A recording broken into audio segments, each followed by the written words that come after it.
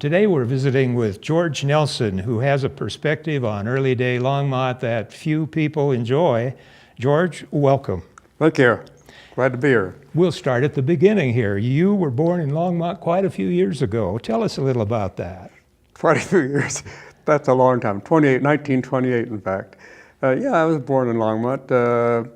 Not in a hospital, but they had a lot of the birthing homes at that time. My mother came to town, and I was born here in town.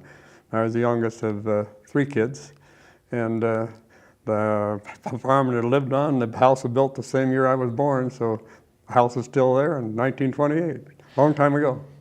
Lots of folks out west of Longmont, where Nelson Road is, and I'm sure that's connected to your family, came from Sweden, particularly around the community of Risby. Were your people from that area? No, my grandfather came from Halmstad, Sweden, and in 1866, and he worked in a couple of rock quarries in Illinois, and then he heard there was a gold strike in a place called Black Hawk. So he took the train train was through to coast at that time. He took the train to Cheyenne and took a stagecoach from Cheyenne to Denver and got a horse in Denver and worked in the mines up in Black Hawk. And then when he heard that there was a Swedish settlement north of Boulder called Risby, so he decided, he knew they'd have a midsummer Sunday celebration, so he decided he'd go meet the Swedes up there, because they were not there. He was, most of the Swedes didn't speak too much English till they got here. And so he rode his horse and he came up to the corner of what is now Hygiene Road and Nelson Road, the northwest corner, and he thought there's a farm sale going on because a whole bunch of men were there.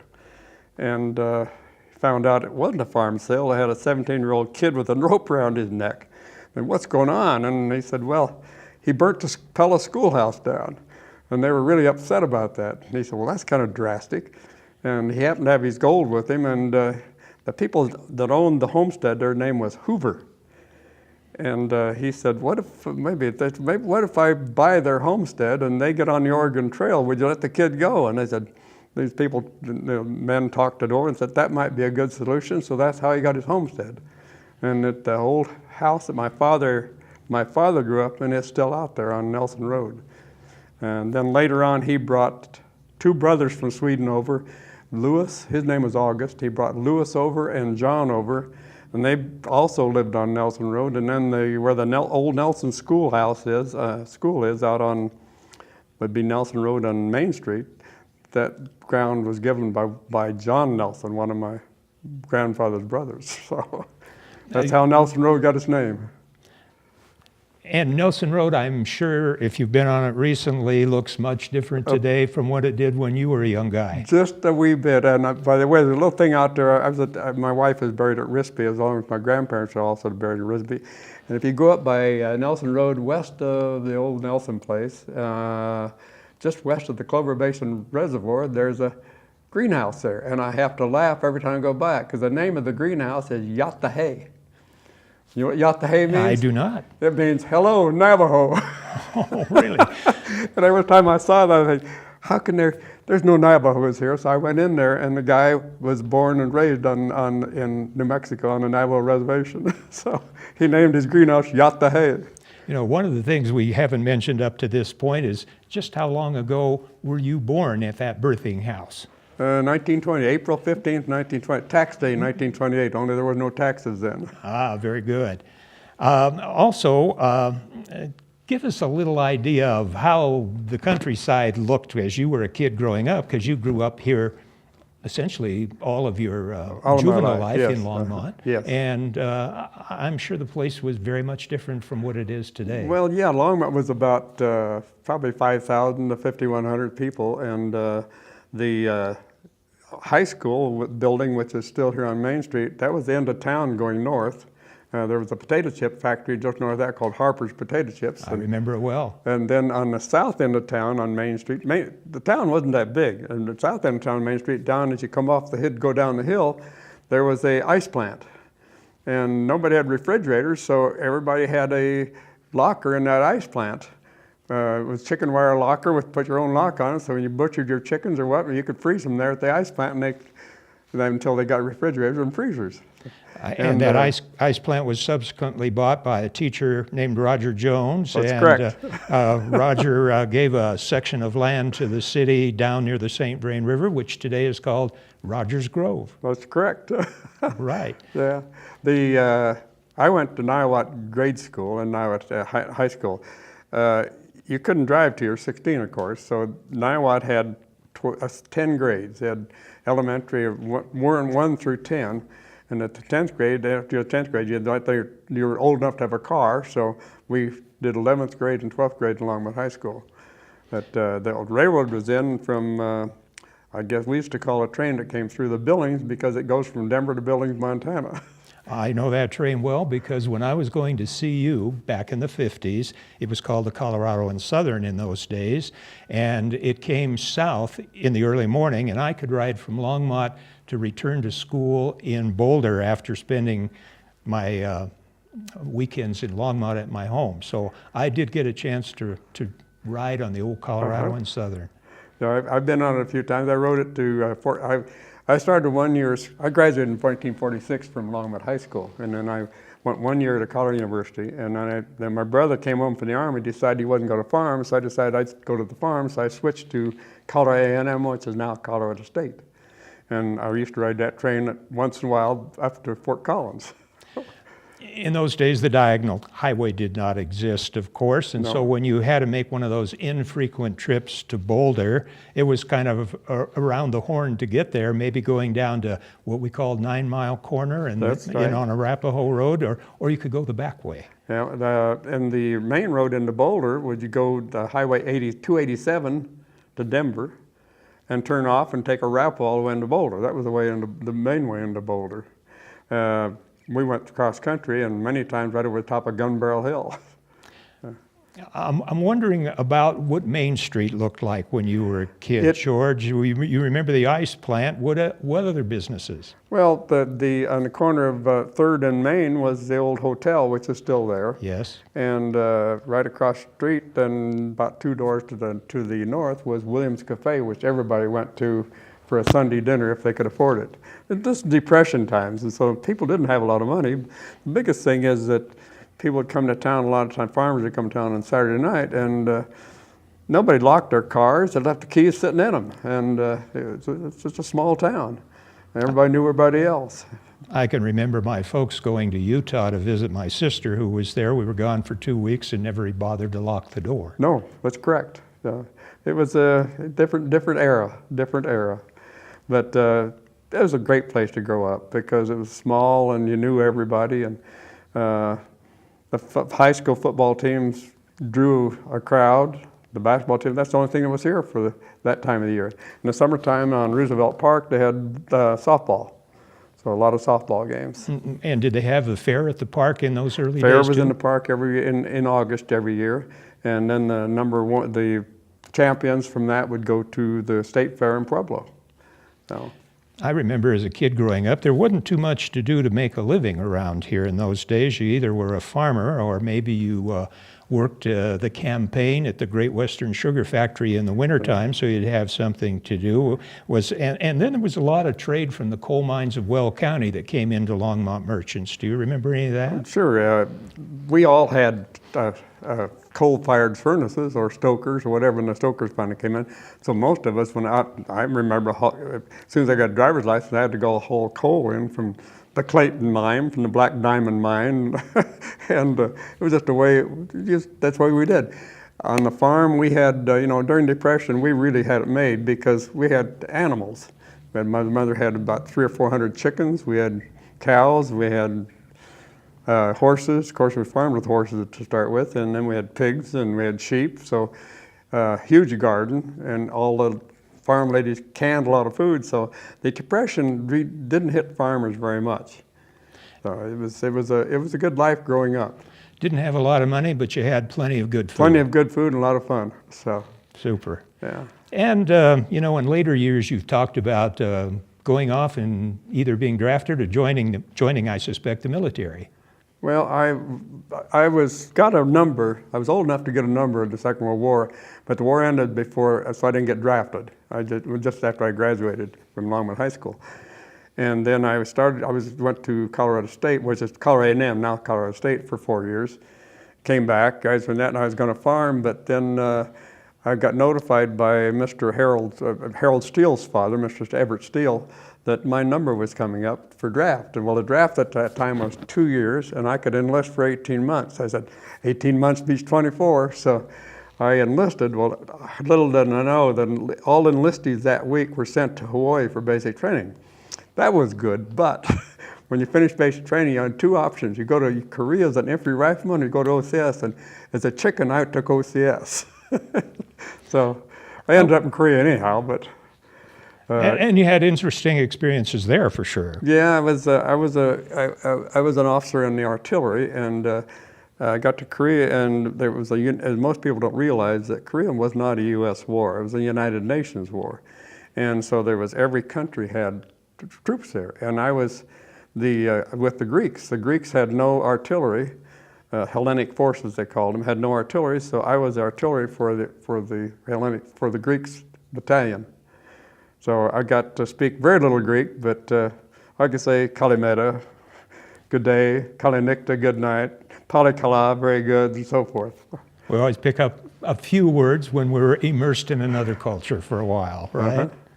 But then I came home, and I did start farming. My father died when I was in Korea, and so unknown to me, that one of my uncles knew both Senator Milliken and Senator Johnson, and so I was brought home from the front lines in Korea in 4 days, which shocked me.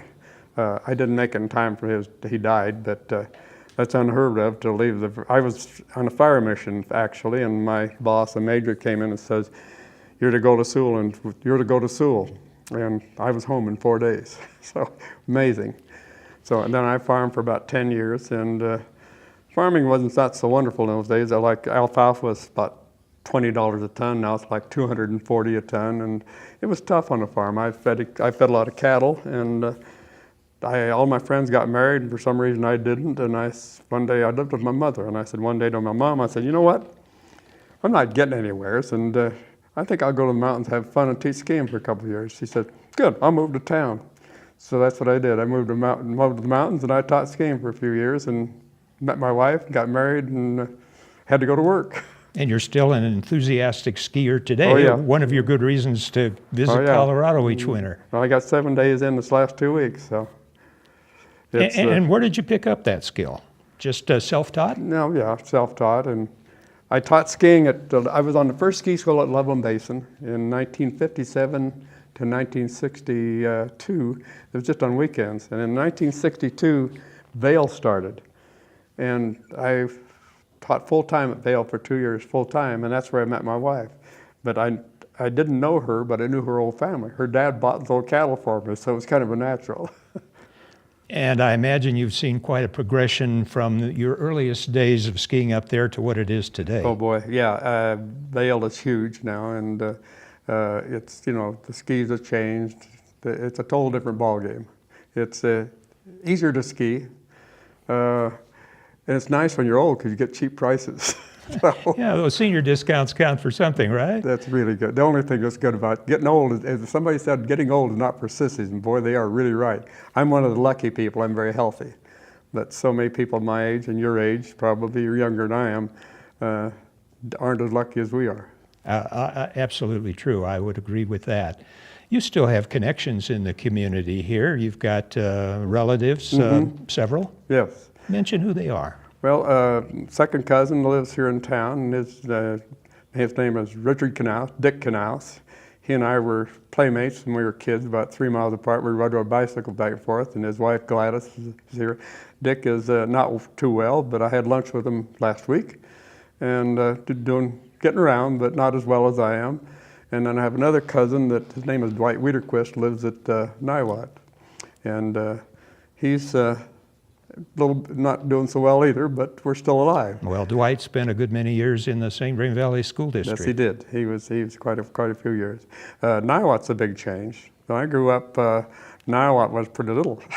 Oh, right, it was just a little farm town, and today it's kind of an exclusive area. Yeah, there was Hogsett Lumber and Atkins and Blacksmith Shop and Newell's Grocery Store and Sam Harvey's Texaco station. That was it. Well, about the only vestige today is Left Hand Grange Hall is still there unchanged. By the way, do you know what Niwot means? Does it mean left hand? It means left hand in Arapaho. And I don't know whether you know anything about the left hand area, but left hand ditch is one of the only ditches in Colorado that's unusual.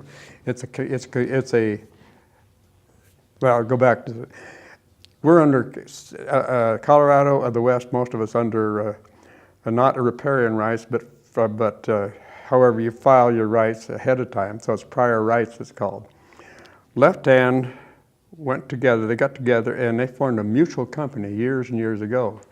And so when they formed a mutual company, they did away with prior rights on all of Left Hand Creek. So Left Hand Creek is the only irrigation company in the state of Colorado that can store water during irrigation season, because they have an injunction against the state engineer that the state engineer can't regulate Left Hand Ditch Company. I think they called that at one point the doctrine of prior appropriation, and if you had a ditch that dated from the 1800s, mid-1800s, a little later, you really had some water rights worth a lot of money. And that doesn't happen in Left Hand. They did away with all prior rights in Left Hand, and so it's kind of a unique situation. The state engineer office does not like Left Hand very well because they can't control them, and it's been a very good system.